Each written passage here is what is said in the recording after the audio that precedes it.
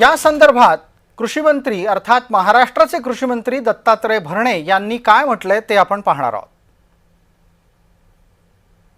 कृषी मंत्री दत्तात्रय भरणे म्हणतात की राज्य सरकारचा केंद्राकडे एकूण 29,000 कोटी रुपयांच्या मदतीसाठीचा प्रस्ताव प्रलंबित आहे।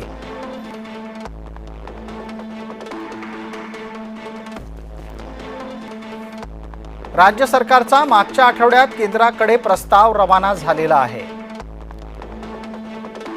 कृषी खाते, ग्रामविकास, महसूल अशा 3 विभागांनी एकत्रितरित्या हा प्रस्ताव राज्य सरकारकडे दिला आहे। कृषी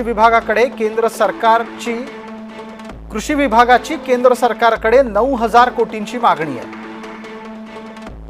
कृषी मंत्री दत्तात्रय भरणे यांनी ही माहिती दिली आहे। राज्यातील अतिवृष्टीमुळे राज्य सरकारने केंद्राकडे मदतीसाठी प्रस्ताव दिल्याचं त्यांनी सांगितलंय।